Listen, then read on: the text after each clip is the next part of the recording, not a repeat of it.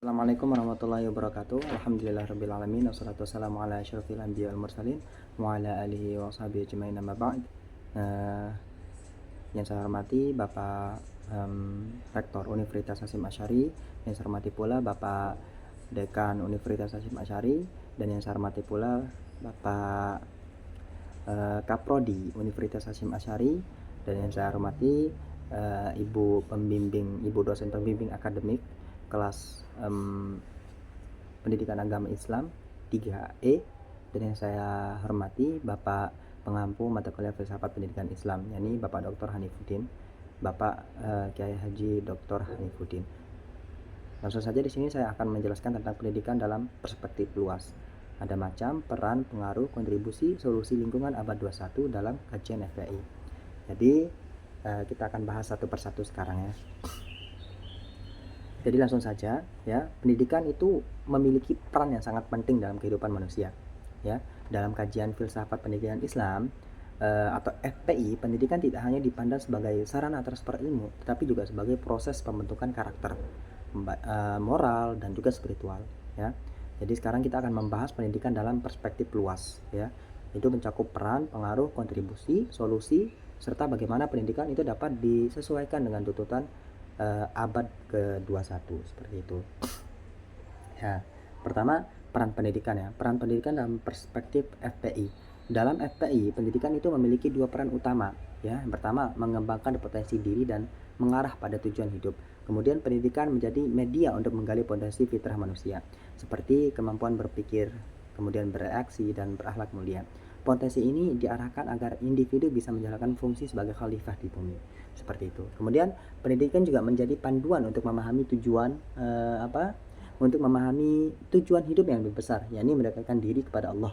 Seperti itu, dan menciptakan masyarakat yang berkeadilan. Tanpa pendidikan, manusia kehilangan arah dalam menjalani hidup. Oleh karena itu, pendidikan dalam FPI itu menanamkan nilai-nilai moral dan spiritual yang menjadi fondasi kehidupan. Seperti itu. Kemudian yang selanjutnya, pengaruh pendidikan terhadap individu ya. Pengaruh pendidikan terhadap individu, masyarakat, dan kebudayaan.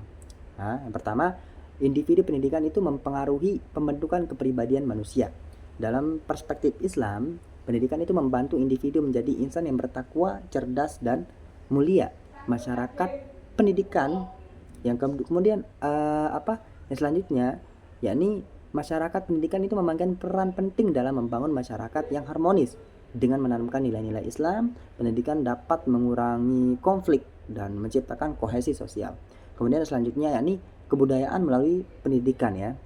Nilai-nilai tradisional Islam itu dapat dilestarikan sambil tetap membuka diri terhadap ilmu pengetahuan modern. Pendidikan menjadi jembatan antara tradisi dan inovasi, sehingga kebudayaan Islam terus relevan di era globalisasi. Kemudian ada kontribusi pendidikan ya. Kontribusi pendidikan dalam pembangunan. Yang pertama ada pembangunan karakter ya. Pendidikan itu membentuk karakter manusia yang bertanggung jawab, jujur, dan disiplin ya. Jadi nilai-nilai ini menjadi modal utama dalam menciptakan individu yang unggul di masyarakat. Kemudian yang kedua yakni kemajuan ilmu pengetahuan. Kemajuan ilmu pengetahuan. Jadi FPI menekankan pentingnya keseimbangan antara ilmu agama dan ilmu duniawi. Pendidikan berbasis luas harus mendorong penelitian untuk pengembangan ilmu pengetahuan untuk kemaslahatan umat. Kemudian yang ketiga, yakni keadilan sosial.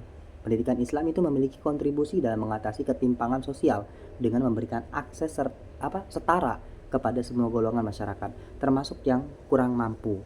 Kemudian selanjutnya solusi ya, solusi untuk tantangan pendidikan abad 21. Jadi menghadapi tantangan modern, pendidikan Islam itu membutuhkan pendekatan holistik yang mengintegrasikan nilai-nilai spiritual, intelektual, dan sosial. Beberapa solusi yang dapat diterapkan diantaranya di sini ialah pendekatan holistik ya.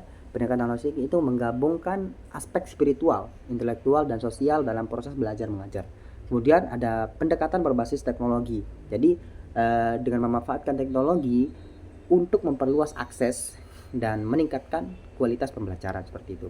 Kemudian ada peningkatan kualitas guru ya. Ada peningkatan kualitas guru. Guru itu sebagai murabbi harus menjadi teladan yang mampu menginspirasi siswa, baik dalam nilai-nilai Islam maupun dalam penguasaan ilmu pengetahuan modern seperti itu. Kemudian yang selanjutnya ialah pendidikan dalam lingkungan abad 21 ya. Jadi memasuki era digital, pendidikan Islam itu harus relevan dengan tuntutan abad 21. Beberapa langkah yang dapat kita ambil nanti ialah yang pertama di sini ada literasi digital ya. Siswa itu perlu dilatih untuk menguasai literasi digital agar mampu bersaing di dunia global. Seperti itu. Kemudian yang kedua ya ini ada kompetensi abad 21 4K. Yang dimaksud ialah pendidikan Islam itu perlu menanamkan keterampilan berpikir kritis, kreatif dan kolaboratif ya. Yang saya singkat dengan dan satu lagi komunikatif yang saya singkat dengan 4K. Kemudian selanjutnya ini pendidikan yang berbasis nilai Islam. Jadi ini agar tetap menjaga generasi muda supaya tetap berakar pada tradisi Islam. Jadi kesimpulan dari materi yang tadi adalah pendidikan dalam perspektif FPI itu bukan hanya proses transfer ilmu, tetapi juga pembentukan manusia yang seimbang dalam aspek spiritual, intelektual, dan sosial. Dengan mengadaptasi pendekatan holistik dan teknologi modern, pendidikan Islam dapat menjawab tantangan abad ke-21 tanpa kehilangan nilai-nilai dasarnya. Pendidikan yang baik itu tidak hanya menghasilkan individu yang cerdas, tapi juga masyarakat yang harmonis dan berkeadilan. Seperti itu. Jadi saya akan tutup dengan pantun. Pantunnya di sini ialah